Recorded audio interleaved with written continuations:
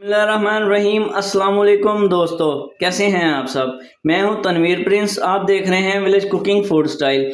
तो दोस्तों आज बनाएंगे दही बल्ले की recipe, easy recipe, VIP recipe, Ramzan special recipe. तो ये भाई बहनों के लिए स्पेशल रमज़ान के लिए रेसिपी है।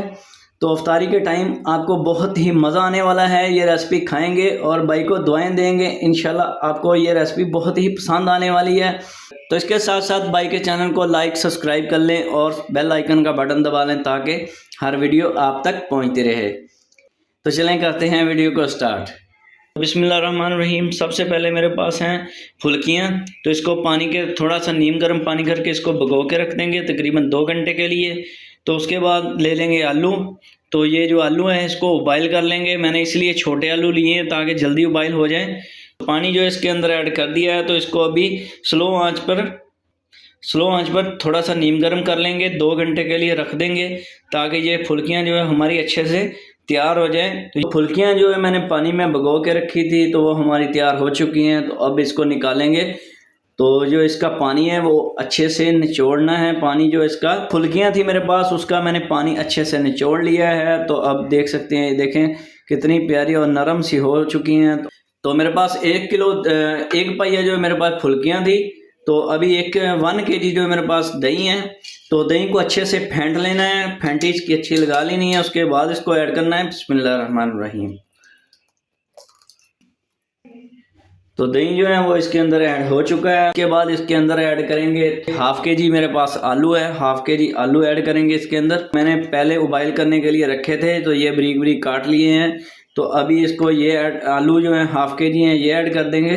बिस्मिल्लाहिर्रहमानिर्रहीम। तो इसको मिक्स करके आधे घंटे के लिए छोड़ देंगे ताकि दही जो है वो हमारा फुल्कियाँ के अंदर मिक्स हो जाए। ये रमज़ान रेसिपी है तो आप भाई और बहनों को जो रोज़ा रखते हैं तो उनको बहुत ही पसंद आने वाली रेसिपी है। आप इजी रेसिपी है, आप घर पे बनाएं और मज़े से खाएं और अफ्तारी करें और इंशाल्लाह आप दुआएं देंगे कि भाई ने बहुत अच्छी रेसिपी आप लोगों को बताई है। तो अब आधे घंटे के लिए इसको छोड़ देते हैं। तो आधा घंटा जो है हो चुका है। तो अब इसके अंदर ऐड करेंगे थोड़ा सा ज़ीरा। अब इसमें ऐड करेंगे ज़ीरा को अच्छे से ऐसे हाथ की तली पर रख के रगड़ लें थोड़ा सा ताकि इसकी खुशबू आए। हमारे जो दही बल्ले हैं बहुत ही प्यारे और खूबसूरत बनने वाले हैं। तो अब इसको ऐड कर दें। बिस्मिल्लाह।